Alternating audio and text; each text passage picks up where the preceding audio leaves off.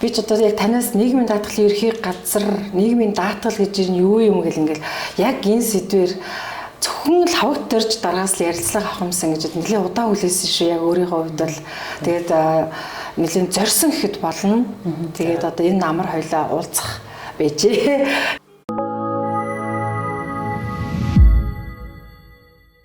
Ер нь танаар яг сонин сайхан юу вэ? Манайх ч яг л сонин гэсэн нэртэй. Тийм учраас би өрсөн цочдоосоо сонин сонсох дуртай байдаг юм. За. Баярлалаа энэ сайхан нэвтрүүлэгтээ урьж оролцуулсан танай байгууллагын хамт олонд маш их баярлалаа. Та бүхэн урд нь бол бас ажил хэргийн холбоотой, урд нь бол бас ингээд би нийгмийн даатгалын ажилтныхаа зүгээс танд бас нийгмийн даатгалын үйл ажиллагаатай холбоотой бас ингээд мэдээлэл өгч ажиллаж байсан. Тэгээд дахиад уулзахад сайхан байна. Маш их баярлалаа. Сайхан нэвтрүүлэгтээ урьж оруулж байгаад маш их баярлалаа.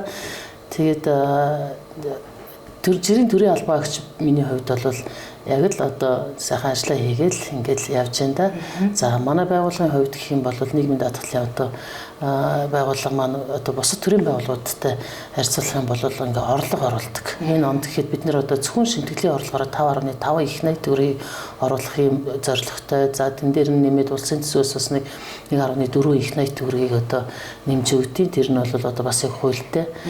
Тэгээд нийтдээ бол 6.9 их найт төгрөгийн орлого оруулаад бид нэр бас 6 их найт орчим төгрөгийн зарлагыг тэтгэвэр тэтгэмж төлбөртөө ингээд гаргах энэ одоо зорилтод одоо хүрэхийн тулд бид өнөөдөр өдөртмийнхаа ажлыг зохион байгуулад ингээд ажиллаж байна да. Бүхэл бүтэн Монгол улсын хэмжээнд тийм ээ 21 аймаг 365 сумын нэгтгэсэн нийгмийн даатгал хэмээх чухал том салбарын хяналт шалгалтын газрын дарга гэдэг бол тийм амар ажил бишээ гэж би бодож байгаа юм.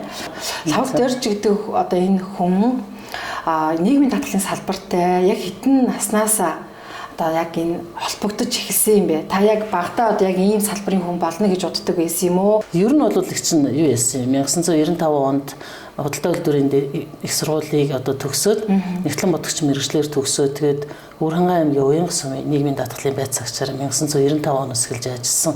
Өнөөдөр одоо би ингээд нийгмийн даатгалын байгууллагатай 31 дэх жилдээ ингээд ажиллаад явж байна л да. Тэгэхээр би миний хувьд бол одоо хөдөө сумын байц цагчаас эхлээд өнөөдөр одоо яг нийгмийн даатгалын ерхий газрынхаа энэ хяналтын газрын дарга гэдэг ажлыг ингээд хийгээд явж байна. Тэгэхээр ер нь бол одоо яг төрийн албаны нөгөө мерит зарчим гэдэг шиг тийм өдөөний ингээд сумын байцаагчаас эхлээл дүүргийн байцаагч хийгээл тэгэл ерөнхий газраа дараа нь ирээл за нөгөө лавлах утсан дээр 1289 утсан дээр бол бас суудаг байсан. За тэгэл би одоо нийтдээ энэ одоо нийгмийн даатгалын байгууллагт 30 жил ажиллахынхаа би нэг 14 жилийн хяналтын ажлыг хийсэн байна лээ. Тэгээд за бас одоо сая энэ ажил дээр ирэхээ өмнө бол нийгмийн даатгалын ерхий газрын бодлогын хэрэгжил төлөвлөлтийн газар гэдэг тэнд бол одоо бас нэг 8 жил хэртэй ахлах мэргэжилтний ингээд ажлыг хийсэн. За тэгээд энэ одоо яг намайг одоо энэ ахлах мэргэжилтний ажлыг хийж явах хугацаанд бол манай нийгмийн даатгалын байгууллагад нэлээдгүй томхон тийм одоо өөрчлөлтүүд гарсан. За тэр нь юу гэхээр нийгмийн даатгалын багц хууль одоо 29 жилд хэрэгжээд ингээд шинжлэгдсэн. Тэгэхээр энэ дээр бол манай нийгмийн даатгалын байгууллага бол 5 хуулийн төслийг одоо шинээр боловсруулж улсын хурал дөрвөн байрж за тэрнээсээ 4 нь батлагдаад 2023 оны 7 сарын 7-ны өдөр нийгмийн даатгалын багц хууль шинжлэгдсэн. Тэгэхээр за энэ хуулийг одоо тэр төслийг боловсруулахад одоо гар бие оролцож тий. За энд бол бас өөрийнхөө одоо оюун бодлыг ингэж оруулж уралдуулж ингэж явж исэн. Одоо яг энэ байгууллагын одоо энэ ажилтнаар ингээ олон жил ажиллаж байгаа үед миний хувьд өөрийн хувьд бол бахархал байхгүй. Сая 200 мянган даатгалагчаас нийгмийн даатгалын шимтгэлийн орлогыг бүрдүүлээд буцаагаад одоо ингээд өнөөдрийн байдлаар нэг 520 орчим мянган хүн тэтгэвэр авч байна. Сар болгон тэтгэвэр авч байна. Дээрээс нь 2023 оны 7 сарын 7-ны өдөр Монгол Улсын их хурлын нэгдсэн чуулганаар манай одоо 4 хууль батлагдаж гарсан шинжилсэн хариулаа. За тэрийг хэрэгжүүлэхтэй холбоотой бас нэг талаад дүрм журмыг одоо хууль гэдэг бол өөрөө ингээд ингэх ёстой, тэгэх ёстой гэдэг ингээд хуульчилсан. За тэрнтэй холбоотой илүү наривчилсан зохицуултыг дүрм журмаар зохицуулдаг байхгүй. Тэгэхээр яг энэ дөрвөн хуультай холбогдлолтой шинээр батлагдсан дөрвөн хуультай холбогдлолтой 74 журмыг манай нийгмийн даатгалын байгууллага шинжилээд зарим нь шинээр боловсруулж, зарим нь шинжилж одоо ингээд дахиж одоо шинэ хуулийн орчинд нийцүүлж гаргасан. Тэгэхээр тэрэн дээр бас яг одоо тэр тухайн багт нь одоо оролж ажилласандаа бол би миний хувьд нөгөө нийгмийн даатгалын байгууллагатай олон жил ажилласан хүний хувьд яг өөрийн мэргэжлийн зүгээс бол одоо ийм юм хийжсэн учраас би бол нөгөө анхаарчнаас нь эхлээл ажилласан те. Тэгээд өнөөдөр яг энэ ажлын төлөө ингээд ажиллаа явж байгаа учраас бол миний хувьд бол яг энэ системийн шинжилэл, хууль дүрмийн шинжилэл, одоо дүрм журмын шинжилэл гээд энэ болгон дээр яг гар бие оролцож явсандаа бол одоо сайхан санагддгөө тийм. Нийгмийн даатгалын шимтгэлийн орлогыг бүрдүүлэх ийм чиг үүрэгтэй одоо тийм нэг хилцтэй. Тэгээд тэр маань бол одоо энэ онд тэр 5.4 их 80 төгрөгийн орлогыг бүрдүүлэх гээд ингээд бид нар сууж штэ. За дээрэс нь нийгмийн даатгалын шимтгэлийн өр авлагыг барагдуулах хэрэгтэй. Энэ үүргийг бас бид нар хүлээж байна. Тэгэхээр энэ өнөөдрийн байдлаар бол 2025 оны 9-р сарын одоо эхний байдлаар бол та нар одоо хэлэхээр бас ингээд зочирдож хүлээж авах үе тий. Ер нь бол тэр 61 мянган ажил олгогчид бас бид нэр энэ онд 5.5 их найт төгрөгийг бүрдүүлэх хэрэгтэй. Үүнээс одоо өнөөдрийн байдлаар хуримтлагдсан өртөө 19.4 мянган ажил олгогчийн 524.9 тэрбум төгрөгийн өр авлагыг бид нар одоо барагдуулах юм одоо зорилгыг хэрэгжүүлээд ажиллаж байна л да. Тэгэхээр манай нийгмийн даатгалын ерөнхий газрын даргын туршаалаар энэ 2025 оны 9-р сарын 15-наас 10-р сарын 15-ны өдрийг дуустал 1 сарын хугацаанд нөгөө өртөө 19,400 ажил олгогчтойгоо хамтарч ажиллаад одоо ер нь бол одоо та бүхэн бас сонсч лээсэн байх нийгмийн даатгал манай дансыг хаацсан өртөө болохоор татвар манай дансыг хаацсан ч гэдэм үү те ингээд аж ахуйн нэгж байгууллагууд игдэг шүү дээ. Тэгэхээр манайх уг нь бол манай нийгмийн даатгалын байгууллага ингээд өрөнд оронгууд нь шууд одоо дансыг хаагаад ингээд тийм тэгээд яваад идэг бол биш л дээ. Гэхдээ биднэрт бол бидний зүгээс бол манай байгууллагын зүгээс яадаг вэ гэхээр эхлээд одоо уулзалтын сануулна танах одоо юм өртөө болчлоо энийг яаж төлөх болцоотой байна вэ гэдэг уулзалт хийн. За энэ дээрээ тэмдэглэл хөтлөн за тэгснээ хугацаатай гэрээ байгуулна одоо байгаа өрн дээр нь 6 сарын хугацаатай юм уу 1 жилийн хугацаатай гэрээ байгуулад за энэ хугацаанд танах энэ байгаа өрөө яаж барагдуулж чадах юм гэд гэрээ байгуулад тэгээд тэр хугацаанд төлөө явах юм бол бид нэр тэр хугацаанд дансыг хаахгүй байдаг байхгүй юу гэтэл нөгөө гэрээ байгуулахгүй юм уу эсвэл гэрээ байгуулсан ч гэсэн гэрээнийхээ үүргийг хэрэгжүүлэхгүй төлөх мөнгөө төлөхгүй ингээ яваад байх юм бол улсын байцаагч албан шаардлага гэж өгнө тэгээ бүр аргаа барагдвал дансыг хаажгаад одоо нийгмийн даатгалын ерөнхий хууль болон банкны тухай хуулиар юу гэдэг вэ гэхээр одоо нийгмийн даатгалын шимтгэлийн өртөө байгууллага одоо хуулийн этгээд хүний харилцагч банкны дансыг бол үл маргах журмаар юу зарлагын одоо зогсоож жоод тэрэнд байгаа орсон орлогоос нь үл маргах журмаар тэр шимтгэлийн өрийг барагдуулах ийм хуультай байхгүй. Тэгэхээр бол тэрийг нэн тэргүүний ээлжинд тавиал одоо ингээд өртөө болчлоо шууд дансыг хайч гэдэг юм уу те.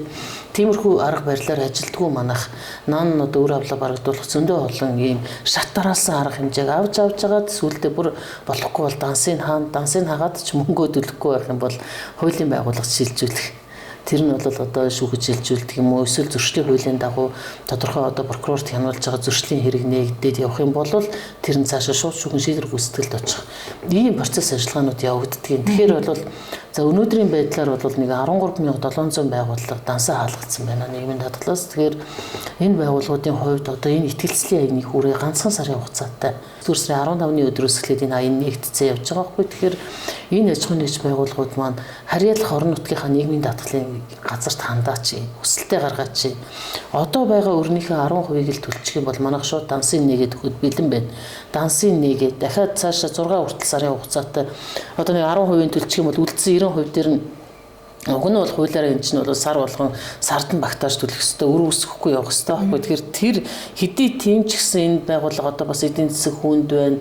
Одоо бизнесийн үйл ажиллагаа нь бол ковидоос хойш доголдсон ч гэдэг юм уу. Янз янзын шалтгаан бас байна шүү дээ. Манай бас эдийн засаг тийм сайнгүй байна. Тийм учраас тэрийг одоо хараад одоо ямар ч үсэн өрнийхээ 10%-ийг төлчих юм бол үлдсэн 90% дээр нь 6 сарын хугацаанд барагдуулах хугацаатай гэрээ байгуулаад тэр хугацаанд одоо ерөөсөө алданг торгуулаас чөлөөлөөд хуулиараа бол ерөөсөө төлөөгүй бол шууд хоногийн 0.3% алданг төлдөг. Дээрээс нь зөрчлийн хуулиар торгох шийтгэл оногдуулах ийм дандаа хуультай байхгүй. Тэгвэл бид нэр хуультай гэдэг ингээд нин төргөнд нь бариад юу л бол дансаа чинь хаа, юу л бол торгоё, юу л бол алданг тооцъё гэд ингээд байдгүй байгууллага ер нь бол дэгдүү. Тийм учраас бол тэр ажил олгогч нарт боломж олгоё. Доктортой үйл ажиллагааг нь дэмжиж явуулах одоо тэр боломжийг бүрдүүлээд тэр байгууллагын үйл ажиллагааг дэмжиж хоорондоо хамтран ажиллаад тий манайх дансыг чинь нэгээд үгүй танах нэг өрнөөсөө жаахан хөдөлгөөтгөлтэй тэгээ бид нар танд дансыг чинь нэгээд үгүй тэгээд дээрэс нь одоо энэ хугацаанд та нарт торгуул шийтгэл нэ тэр алданг тооцохгүй дахиад хугацаатай гэрээ байгуулъя. Тэгээ аюу уу хатан байгаа байхгүй. За дээрэс нь энэ нөгөө 19,400 байгууллагын чинь ард 170 мянган даатгалагч байна. Энэ байгууллагт ажиллаж байгаа 170 мянган ажилтан байна шүү дээ. Тэгэхээр энэ ажилтнуудын хувьд нөгөө тэтгэвэр тогтоолох, тэтгэмж тогтоолох, банкнаас зээл авах, элчин сайдын визийн мэдүүлэг одоо гадаад орны элчин сайдын яамдууд визийн мэдүүлэх зэрэг энэ асуудалд нөгөө ажиллагч нь өртөөгөөс шалтгаалаад одоо жишээлбэл одоо нэг өртөө байгууллагын даатгуулагч ийм Монголиа дээрээс ингээд лавлагаа авдсан төлсөн гэж явж байсан. Төлөөгөө явждаг шүү дээ. Тийм. Тэгэхээр тэр бол одоо гэхдээ одоо энэ манай аяны хүрээнд бол юу хийх тийм бэ гэхээр яг нийгмийн дадлын байгууллагын зүгээс тэр тэтгэвэр тэтгэмжийг олохгүй байгаа эсвэл саатсан байгаа энэ асуудлыг нь л бид нэр одоо энэ аяны хүрээнд тэр байгууллага нь өөрөө 10% төлөөд процесс ажиллагаа явагдаад тэг гэрээгээ байгуулад дансаа нийлгээд ингээд эхлэх юм бол манайх тэтгэвэр тэтгэмжийг тогтоож өгье гэж байгаа юм. Түүнээс биш одоо тэр банк ус санхүүгийн байгууллага тийм үү, банкны байгууллага тийм үү очиод тэрэнд баталгаа өгөх гээд байгаа юм биш шүү. Элчин сайдын яамдуудад очиод энэ байгууллага одоо ингээ манайхтай гэрээ байгуулсан юм а гэд тэднэрт бас баталгаа өгөх гээд байгаа юм биш шүү. Зүгээр ер нь бол одоо ажиллагч даатгуулагч нарт маань ингээд хандаад хэлэхэд нийгмийн тухайн даатгуулагчийн тухайн иргэний тухайн хүний нийгмийн даатгалын шимтгэл төлөлтийн мэдээлэл тэр хүний ажиллаж байгаа аж ахуйн нэгж байгууллага уу ажил олгогчийн нийгмийн даатгалын шимтгэлээ цагтаа төлж байгаа хэсэг нь маш чухал мэдээлэл болоод хувирчжээ. Тэгэхээр энэ тухайн одоо банк гэхэд энэ харилцагч хэр их найдвартай харилцагч бай тээ. Гадаад орны элчин сайдын яамдууд болохоор энэ хүн бол үнэхээр одоо эндээ тийм тогтмол орлоготой юм уу, эндээ тогтмол амьдралтай юм уу гэдэг ч юм уу.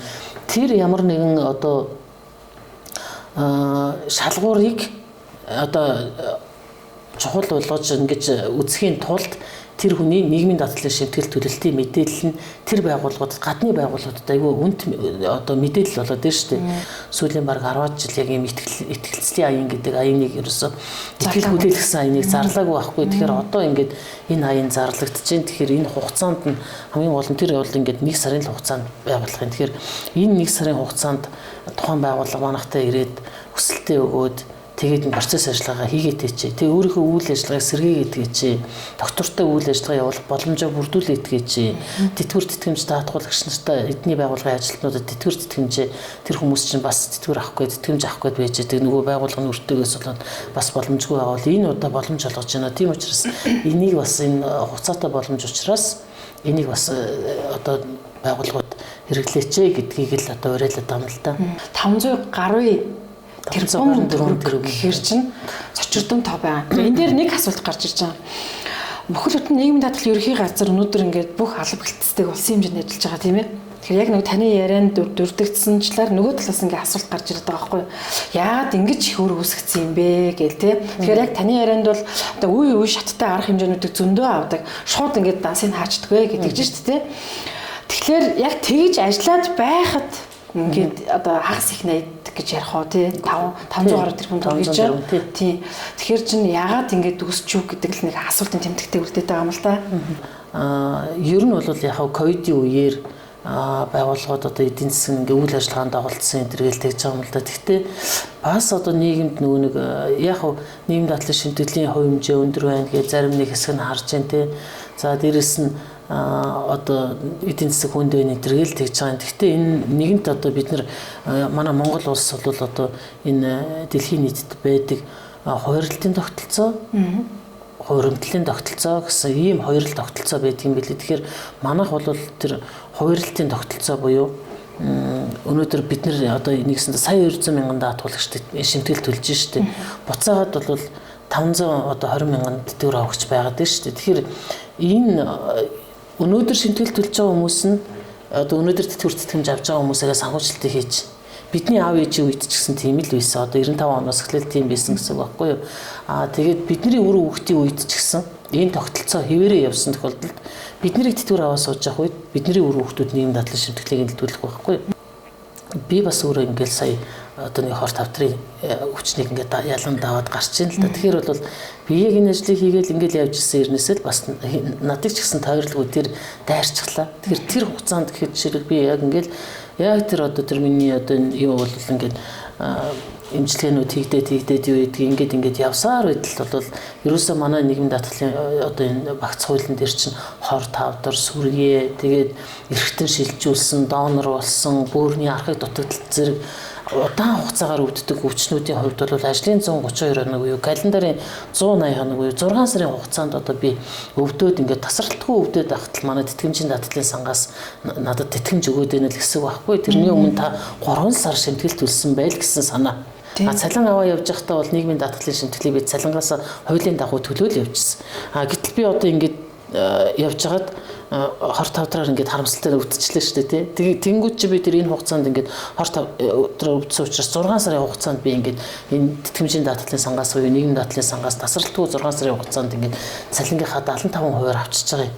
Тэгээд тэр цалингийн 75% гэдэг бол миний хувьд нөгөө татвараа шимтгэлээ төлөөд бараг л гар дээр ирдэг мөнгө шиг шахуул мөнгө ирж байгаа байхгүй юу. Нийгмийн даатгалаас хамгийн удаан хугацаанд одоо тэтгэвэр авж байгаа амьд сүрэн байгаа хүн хэдэн жил авч байгаа гэдгсэн чинь 56 жил гэж гарч ирж байсан байхгүй юу. Одоо тэгээд тэгсэн өнгөрсөн жил бас тэр гоо маань байгаа юу гэсэн байгаа гэдэг чинь хамгийн гоё. Тэр нэг буруу байгаа байхгүй юу. Тэгэхээр ч одоо тэрнээс ч би чинь тэр ажлыг эрдмийн юуны ажил хийгээд одоо би 4 жил болж шүү. Тэгэхээр одоо нөгөө ихч бол 60 жил одоо аваад байж байгаа байхгүй. Тэгэхээр бол хүний л амьдрал юм болохоор одоо бүднэр бүхэл бүтэн юу болохоор зарим хүмүүс бол хэлдэг л дээ. За магадгүй одоо ингээд манай одоо 60 таад өнгөрцөж 61 таад өнгөрцөж тэр аваад 1 жил болол өнгөрцөө эсвэл авч чадлагүй өнгөрцөн гэдэг юм. Энэ нийгэм шүү дээ. Нийгэм бүтнээрээ байхгүй 60 жил авч байгаа буурай бол одоо 100 настай буурай гэсэн үг шүү дээ. Хамгийн багадаа 57 8 жил 60 жил авч байгаа л тэтгэвэр авч байгаа л өгчүүд байгаа байхгүй. Энэ нийгмийн даатгалын гадна нэг ч хүнийг үлдээхгүй бай. Дараагаар нь ингээд өвдсөн өндөр наслсан ингээд ингэсэн үед нь бол энэ нэг ч хүнийг тэтгэвэр сэтгэмжгүй үлдээхгүй бай гэдэг зорилготой хийгдээд байгаа юм. Харин тэр хуримтлалын тогтолцоо гэдэг юмыг хэрэгжүүлсэн улс орнууд яах вэ гэхээр та биднээс одоо танаас шимтгэл авлаа гэхэд тэрийг одоо миний шимтгэлтэй ч гэдэг юм уу холихгүйгээр яг бүртгээл ингэж явж байгаа өндөр хэмжээгээр одоо эдийн засгийн идэвхтэй эргэлтэнд оруулаад ингэж явж байгаа зөвхөн танд л зарцуулна гэсэн байгаа байхгүй. Тэгээ тэр нь бол зөвхөн чадж байгаа төл чадахгүй нь бол дараа нь яах нь хамаагүй гэдэг ийм одоо тийм одоо зарчимтай юм байна гэж миний хувьд бол судлаачийн зүгээс тэгж ойлгосон. Тэгэхээр манай улс чинь нөгөө үндсэн хуулиндаа хүнлэг, инэрэнгүү, арчилсан нийгмийг зогслооно гэдэг ингээд үндсэн хуулиндаа бид нэр тусгацсан байдаг юм билээ шүү дээ. Энэ одоо тэтгэвэр сэтгэмжгүй хүмүүсийг үлдээчихгүй юмсан. Тэрний тулд одоо өнөөдөр байгаа хүмүүсээ бүгдэрийн нийгмийн даатгалд хамруулъя л гэдэг ийм одоо зорилтыг тавиад ингээд ажилтдаг ийм салбар байгаа. Эдийн засгийн том салбар шүү дээ. Манайх чинь бол одоо дотоодын нийт бүтээгдэхүүний одоо хэдөө 7-8%-д тэнцэх хэмжээний юм одоо хөрөнгө бол манай дээр одоо тэтгэвэр хэмжээнд орлогоороо эргэж чинь за дээрэс нь улсын нэгдсэн төсвийн Монгол улсын нэгдсэн төсвийн одоо 20 орчим хувьтай тэнцэх хэмжээний одоо энэ орлогыг бүрдүүлж зарлагыг гаргадаг ийм том эдийн засгийн маш том салбар байхгүй. Тухайн байгууллагаас би нэг алдааг нь хэлүүлэх гээд байгаа. Яг юун дээр алдчихдаг юм бол мэдээж бүгд төлөхийг хүсэж байгаа шүү дээ. 2021 оноос эхлээд нийгмийн даатгалын нөгөө цаасан дэвтэр халагдсан шүү дээ. Одоо бид нэр цахим дэвтэртэй болсон гэсэн үг. Таны одоо нийгмийн даатгалын шимтгэл төлөлтийн мэдээлэл, мөнгөжүүлсэн орлогын мэдээлэл, тэтгэврийн даатгалын шимтгэлийн нэрийн дансны үлдэгдэл энтрийг ийм Монголигаар бид нар харуулж байгаа шүү дээ. Аж ахуйн нэгж байгууллагуудын хувьд бол одоо нийтдээ 61,000 ажиллагч байгаас 19,000 байгууллага нь өртөө байгаа тийм шүү дээ. Гэхдээ ер нь бол бас хандлагын асуудал бол байгаа шүү. Байгаа тийм. Тэгэхээр бол тэр байгууллага өнөөдөр үнэхээр одоо үйл ажиллагааны явагдаагүй ч гэдэг юм уу? Тийм байгаа бол хүн ажиллаж чадахгүй шүү дээ. Гэхдээ ер нь бол яг хүн ажиллуулаад ч гэсэн бас одоо хүнийхээ цалинг тавиал түрээс төлбөр одоо юу гэдгийг те бараа дурууга татгаас ахуулаад ингээл маш их зардалтай байна. Яг нийгмийн даатгалын шимтгэл төлөх гэхээр үнэхээр болохгүй байна гэдэг аж ахуйн нэгжүүд бас байна л да. Тэгээ бас амьдрал дээр тийм ч асуудал байдаг л байх. Тий байгаа байх гэж харж байгаа. Тэгээд ер нь бол одоо нөгөө нэг оройтол олоход бэрх, доройтол сэхэхэд бэрх гэж үг байдаг шүү дээ. Тэгэхээр бол нөгөө өрөө хураасаар байж байгаад бүр ингээд дааш давшгүй болгочих юм бол эн чинь бол нөгөө хуулиар албан журмын даатгал гэдэг ингээд хийгдэж байгаа учраас энэ хизээ нэгэн зах заавал төлгөл байхгүй юу. Тэгэхээр танаа байгууллагт ажиллаж байгаа тэр даатгуулагч нарын одоо цалин дээрээс нь 11.5% суутгаад авцсан. Дахиад дээрэс нь байгууллага өөрөө 12.5% юм уу 13.5% нийгмийн даатгалын шимтгэлийн хариуцсан төлөх гэдэг шүү дээ. Тэгэхээр бол энэ ажилтан гэдэг бол танаа байгууллагын үнд капитал байхгүй юу.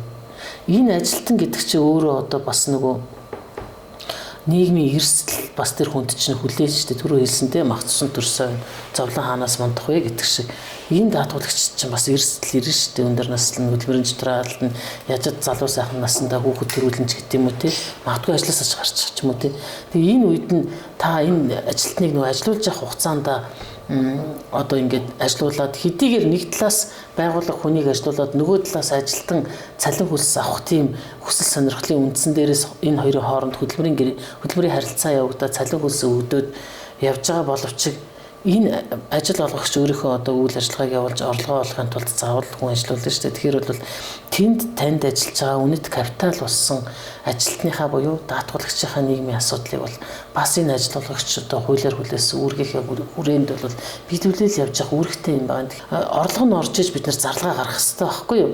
Тэгэхээр бол ер нь бол энэ аж ахуйн нэгж байгууллагууд маань бас зарим нь бол бас нэг хандлагын асуудал байна удаа л гэж харах гээд байгаа юм. Гэхдээ бол бүх байгууллага бол тийм биш байх. Одоо байгууллагууд бол өрөө төлчий, өргүү явъя гэдэг зорилгыг тавиал явж байгаа гэж харж байгаа. Одоо уг нь бол ингээл шууд дансыг хаагаад орсон орлогоноос нь шууд ингээл үл маргах журмаар гаргуулах эрхтэй шүү дээ. Нийгэм дадлын байгууллага гэдэг чинь өөрөө хуулиар олгосон. Тэгэхээр заавал тэрэндээ хүрэхгүйгээр ингээд наан нь одоо арай эв зүгээр нь зохицуулах тийм боломж гарч ирж байгаа дэр энийг ашиглаач. Энэний тулд ажил олгогч нар маань харьяалах нийгмийн дадлын байгууллагатай хүсэлтээ гаргаач, очиж уулзаач. Энийг л хэлээд байгаа. 2025 оны 4-р сарын 1 буюу одоо энэ хавар гэсэн үг шүү дээ. 792 мянган төгрөг болгосон. Одоо хөдөлгөөн өсөй тоод хэмжээ гэдэг. За тэгжээд л нөгөө хувийн хвшлийнхэн чинь бол одоо ингээд нийгмийн даатгал буюу хөдөлгөөн доод хэмжээ нэмэгдэх тусам хувийн хвшил нэмдэггүй үндсэн цалингаа. За тэгээд хүмүүс одоо яах вэ? Одоо бидэнд олдож байгаа ажил нь юм гэл ингээд хувийн байгууллагад ажилдаг те. А гэтэл өөр авлага нь бол ингээд үгсэт идэг. За тэгээд нөгөө хувийн хвшлийн одоо энэ байгууллага аж ахуйн нэгж өгч үздэхээр бидний энэ нийгэм даатгалын шимтгэл маш өндөр байна гэж үздэг. Энэ 12.5%-ийг өөрсдийн төлдгийг нөгөө нийгмийн даатгал төлж байгаа этгээд болохоор хүн болохоор би одоо доктор сурчлаа нийгэм даатгалаа төлөөд зээлдээ аваад эсвэл одоо газар дотор ингээ визэндээ ороод хамгийн гол нэг байгууллагатаа нийгэм даатгалаа доктортой төлмөр байна гэд нэг юм хоёр тал суугаад байдаг байхгүй. Тэгэхээр одоо энэ байдал ингээ арилдаггүй. Тэгэхээр яг энэ дээр ер нь тухайн яг яаж нэг ойлголттой болох хэвтэй. За тэгэхээр ер нь бол юм баггүй юу. Хяналтын ажлын хүрээндээ ингээд судалгаа хийгээд үзэхэд одоо 6 ноднон одоо 24 оны 1 сараас юуны хооронд энэ 25 оны 4 сарын 1-ний хооронд одоо 6 сая 600 мянган төгрөгийн цалин авсан. Тэр болон түүнээс дээш цалин авсан одоо хүмүүсийн тоог гаргаж үзэхэд одоо тэгээд 4 сарын 1-ээс 7 сая 920 мянган төгрөгнөөс дээшээ буюу тухайн үеийн дээд хязгаараас дээшээ цалин авсан хэдэн хүн байна вэ гэд ингээд шүүгээд үзэхдээ 133 мянган хүн байх жишээтэй. Өндөр цалинтай хүмүүс бол одоо зөндөө байна. Зөндөө байдаг болчихжээ нийгэмд бол тийм бас бүх байгууллагууд хөдөлмөрийн өснөд доод хэмжээгээр төлөөд байгаа юм биш. Ер нь бол өндрөөс төлөөд явж байгаа тийм байгууллагууд ч гэсэн бас нийгэмд зөндөө байгаад байна. Тэгээд нэг талдаа ажил олгогч нарын хувьд бол шимтгэлийн хувь хэмжээг бууруулад өгөөч гэдэг мөнхийн хүсэлтэй. Тэгээд байнга бүх ажил олгогч нар бол энэ шимтгэлийн хувь хэмжээгээ бууруулад өгөөч. Нөгөө талдаа бид нөгөө тэр бүрдүүлсэн орлогоороо буцаага тэтгэвэр тэтгэмжээ тавьдаг тийм байгууллага шүү дээ. Тэгэхээр нөгөө талд тэтгэвэр тэтгэврэмж авж байгаа хүмүүс юу гэхээр зөндөө их тэтгэвэр авмаар, өндөр тэтгэвэр авмаар байна, их мөнгө авч тэтгэмж авмаар байна гэдэг нөгөө талд нь бас туйлын хүсэл байгаад байдаг. Тэгэхээр энийг яаж нэг зохистой тэнцвэртэй харьцаанд авч явах вэ гэдэг л бодлого байгаад байгаа юм. Дан нэг ганц талын одоо хүсэл сонирхлыг барьж тэр шимтгэлийн хэмжээг бууруулна энэ төр гэдэг бол одоо хүндрэлтэй. Хэрвээ энэ бид нар шимтгэлээ бууруулчих юм бол нөгөө талдаа өгж байгаа тэтгэврт хэмжээний хэмжээг бууруулахаас өөр аргагүй байдалд орно шүү дээ. Боолж өгвөл хөдөлмөрөөсөө доод хэмжээгээр биш. Яг өндрөөр төлөх хэрэгтэй юм байна. Энэ нь надад хэрэгтэй юм байна гэдгийг ойлгодог болчихжээ. За тэгчээд л нөгөө сайн дурын даатгуулагч гэж нэгийг гаргаж ирж байгаа. Сайн дурын даатгуулагчаар ингээд байхад ер нь бол энэ ямар ч хэрэггүй юм байна. Би ингээд өөрийгөө төлөөд яваад байгаа гэж бодоод байгаа шүү дээ. Гэтэл энэ нь нөгөө зээл авч болохгүй. Нөгөө виз авч болохгүй те ингээд бас яг ингээд өөрийг ингээд харччихна гэж байгаа байхгүй юу.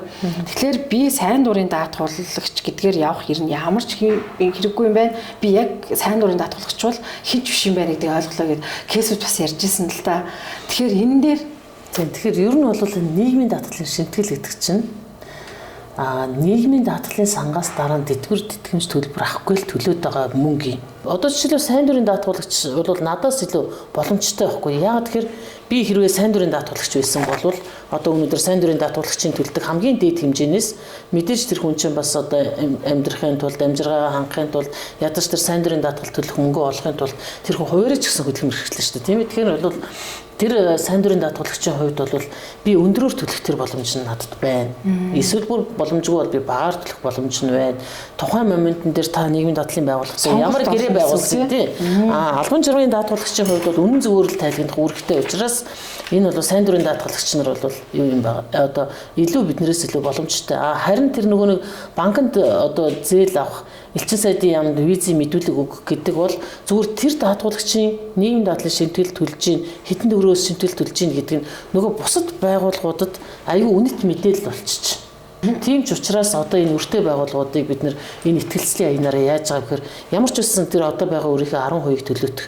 Тэг үлдсэн дээр нь яг үр авлага барагдуулах гэрээ байгуулъя гэж байгаа байхгүй. Тэг тэр хугацаанд бол танай байгууллагын ажилтнуудад бид нэр одоо төлснөөр тооцож ингээд гэрээнийхээ хугацаа үүргээ биелүүлээд яваад байгаа юм бол тэтгэвэр тэтгэмжийг чи өгөө гэдэг ийм одоо боломжийг л олгоод байгаа байхгүй. 55 нас хүрээд 60 нас хүрээд гэдэг чинь нийгмийн даатгалын тухай хуульд нэмэлт өөрчлөлт орсондоо холбоотойгоор өөр болоод эхэлжээ. Тэрийг иргэд мэдэхгүй шууд 55 60 гэдэг дээр ярьчихад байгаа байхгүй. Тэр тоон дээр.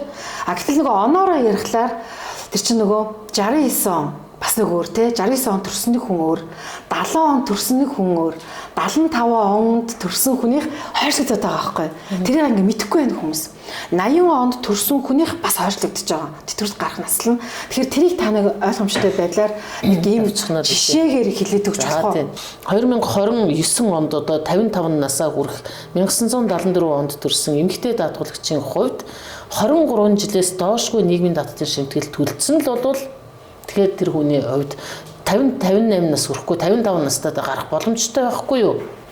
Тэгэхээр миний хувьд одоо би 29 онд 55 насаа хүрээд тэтгэвртэй гарахын үед бол би улсад бол 35 жил нийгмийн даатгалын шимтгэл яг өөрөө ажиллаж төлөөд дээрэс нь би 2 хүүхэд төрүүлж өсгсөн. Тэгэхээр бол одоо энэ өнөөдрийн мөрдөгдөж байгаа хуулиар чинь 1 хүүхэд төрүүлж өсгсөн байх юм бол 1 жил 6 сараар улсад ажилласнаар тооцоод тэтгэвэр тогтоох жилийн нэмэгдүүлж шít. 2 хүүхэд учраас надад одоо 3 жил нэмэгдэж шít. 1 жил 6 сар, 1 жил 6 сар гэх 3 жил гэхээр би нөгөө уг нь бол 35 жил нийгмийн даатгалын шимтгэл төлсөн. Тэр дээр чи 3 жил нэмэгдээд 38 жилтэйдээ би жилтэйгээр 55 наснда зогсож байгаа юм шít. Тэгэхээр миний хувьд бол би 55 насн дээр тэтгэвэр тогтоолох эрх надад байна. Хэрвээ энэ манай байгууллага ч юм уу намайг одоо шахаал та тэтгэвртэй гар гэсэн чинь би үгүй уучлаарай миний хуульчлагдсан нас бол 58 насаа тийм учраас би тэтгэвртэй гарахгүй гэдэг ийм юу бол тэр даатгуулагчийн хувьд тэр талаас нь нээж өгсөн гэж ойлгоороо ерөнхийдөө бол тэгэхээр миний хувьд бол би 55 настай гарах нэг эрх байна. Үгүй би яг тэрийг гарахыг хүсэхгүй 58 настай гарах эрх байгаа байхгүй юу. Тэгэхээр л тухайн даатгуулагч нар маань хангалттай олон жил төлөөтгөөч. Одоо эрэгтэй даатгуулагчийн хувьд 1980 онд төрсэн эрэгтэй 77 оноос хойш гэж юм л да. Тэгээд төрсэн даатгуулагч нарын хувьд бол 60 насаа хүрэх үедээ 25 жил нийгмийн даатгалын шимтгэл төлсөн байх юм бол 60 та тэтгэврээ тогтоолго. Харин 25 жил гүйцэхгүй байвал харин нас чинь 65 хүрнэ шүү л гэж байгаа. Одоо өнөөдрийн мөрдөж байгаа хуулиар. Гэтэл өнөөдөр энэ онд бол 1965 онд төрсэн эрэгтэй даатгуулагч нар бол 60 насыг хүрч шít. Тэгэхээр энэ 1965 онд төрсэн эрэгтэй даатгуулагч 1970 онд төрсэн эмэгтэй даатгуулагч 55 нас хүрч байгаа байхгүй. Тэгэхээр бол энэ 65 оны эрэгтэйчүүд 70 оны эмэгтэйчүүдийн хувьд 22 жил нийгмийн даатгалын шимтгэл төлсөн л бол 55-тай 60-тайгаа гараа болно.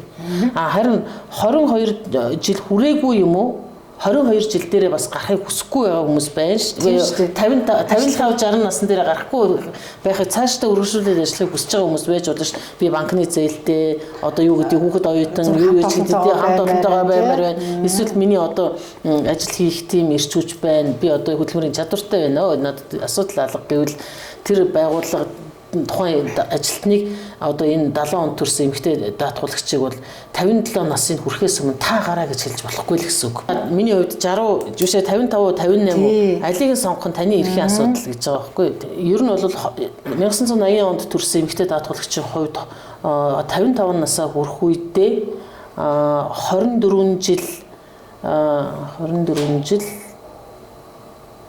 3 сар шимтгэл төлсөн байвал 55-таагаар гарна.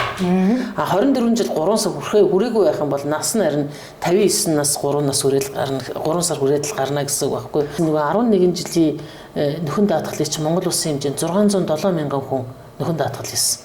За энэ 607 мянган хүнээс тухайн үед 37 тэрбум төгрөгөл тэтгэврийн даатгалын санд орж ирсэн. Гэтэл одоо өнөөдөр энэ нөгөө 607 мянган хүнээс чинь 300 орчим мянган хүн тэтгэвэр тогтоолгож байгаа байхгүй. Гэтэл тэр хүмүүсийн тэтгэврт зориулаад 1.9 их найт төгрөг гарч чадчих.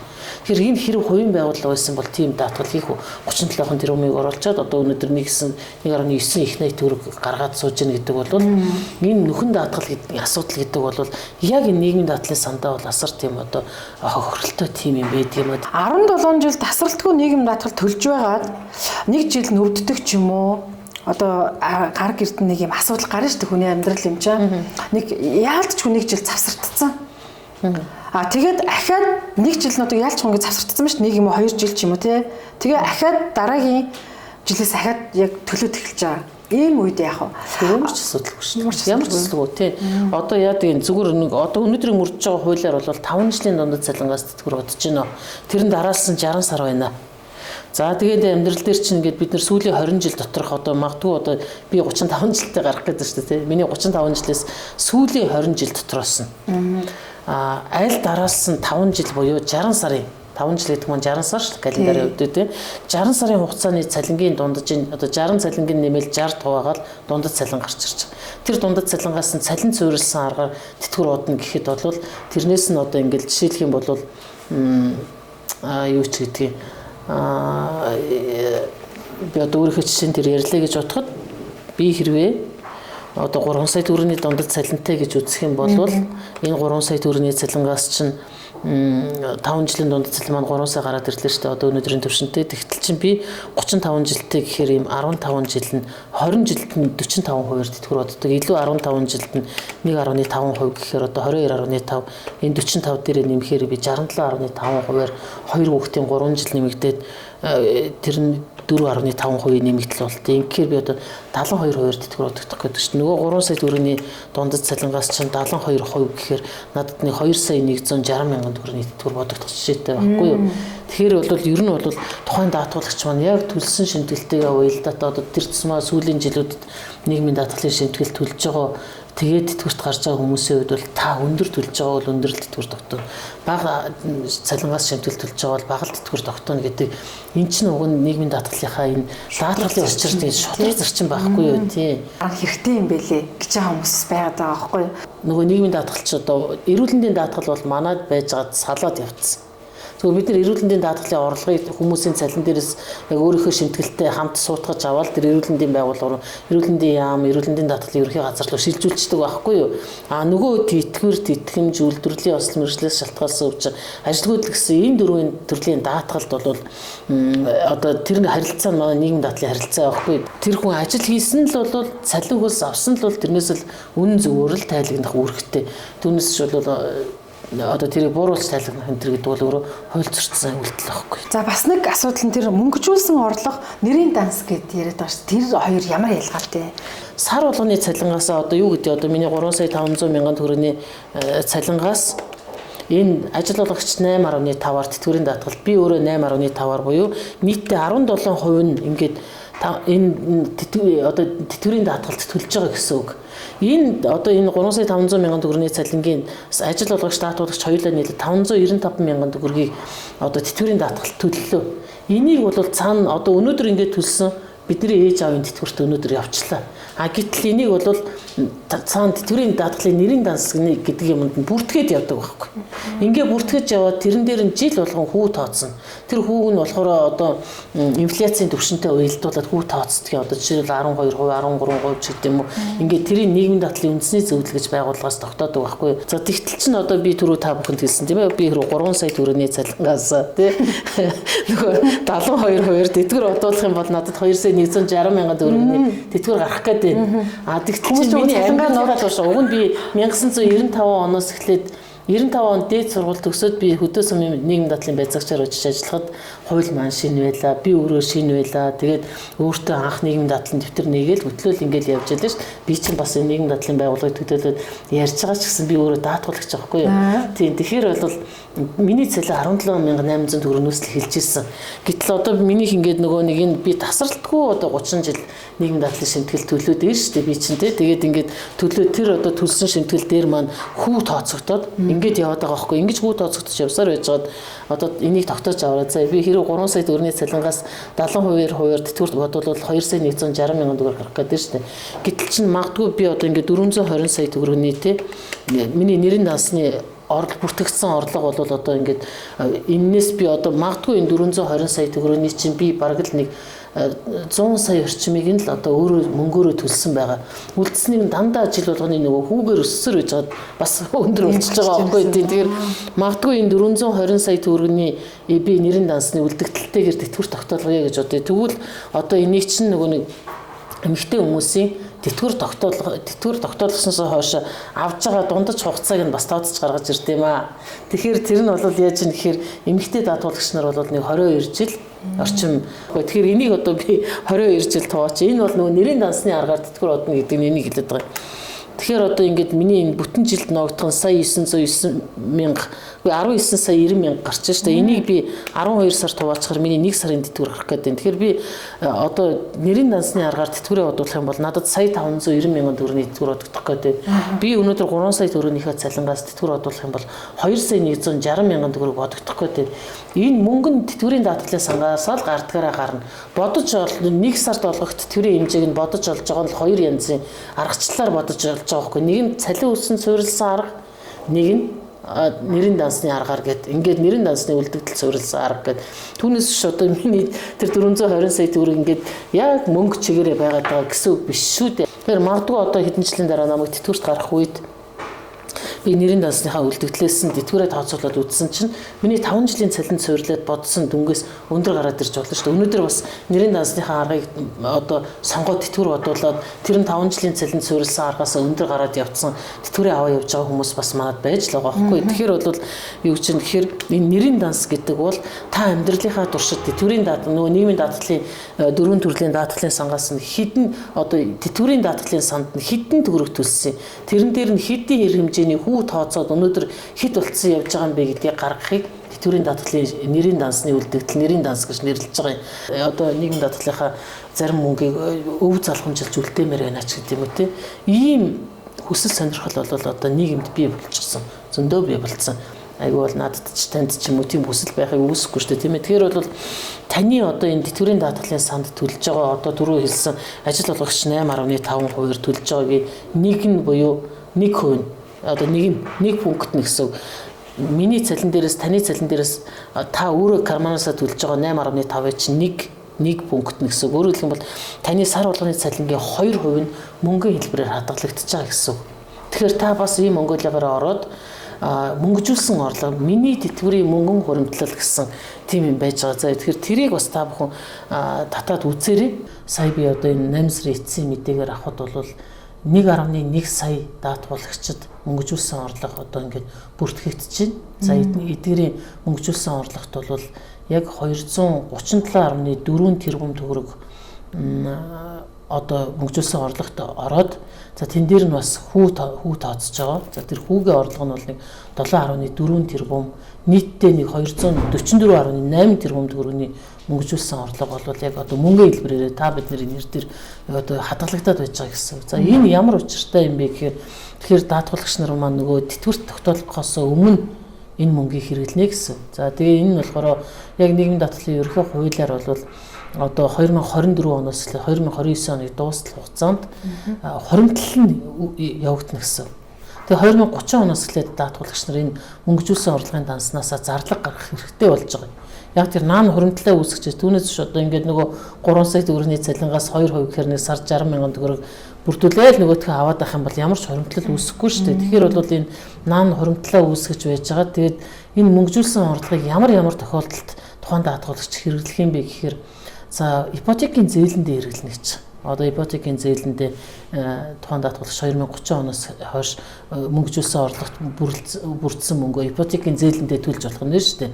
Эсвэл 30% ч байдаг юм уу, эсвэл сарын төлөлт ч байдаг юм уу, дээш төлөх байхаа гэж харж байгаа. За дээрэс нь өөрийнхөө боловсролт одоо ихтэй сургууль сурдаг юм уу, одоо аспирантур, доктор юу гэдэг юм те, магистрт сурах гээ, эсвэл гадаад оронд суралцахаар явах гэх юм бол мөнгөжүүлсэн орлогынхаа одоо үлдэгдлийг тэндээс хэрэглэх боломжтой. Одоо нөгөө 4 хүүхэдтэй хүн ба штэ, 4 хүүхэд өсгөж төрүүлж өсгсөн хүн 1980 онд төрсэн хүн байлаа гэхэд 4 хүүхэдтэй.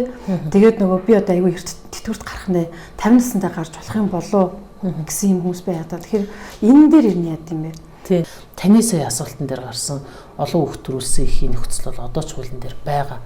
Тэр нь юу гэхээр тухайн даатгалагч эмэгтэй 4 буюу түүнээс дээш хүүхэд төрүүлж өсгсөн. За гэхдээ 3 хүртэл настайд нэг хүүхэд үрчилж байгаа 6 настай өсгсөн байвал бас л энэ хүүхд төрүүлсэн хүүхдийн тоонд нь бас орж явдаг байхгүй юу? 3 настай болохоос өмнө үрчилж аваад 6 настай болтол нь өсгөгдсөн байх юм бол тий амьдрал юм болохоор дахиад айлд үржлүүлэх тохиолдол байна. Алдаж эндэх тохиолдол одоо тийм тохиолдол бас байдаг юм байлээ амьдрал дээр. Тэгэхээр бол 4 буюу түүнээс дээш хүүхэдтэй эхчүүдийн хувьд бол шимтгэл төлсөн жил нь 20-оос доошгүй жилтэй.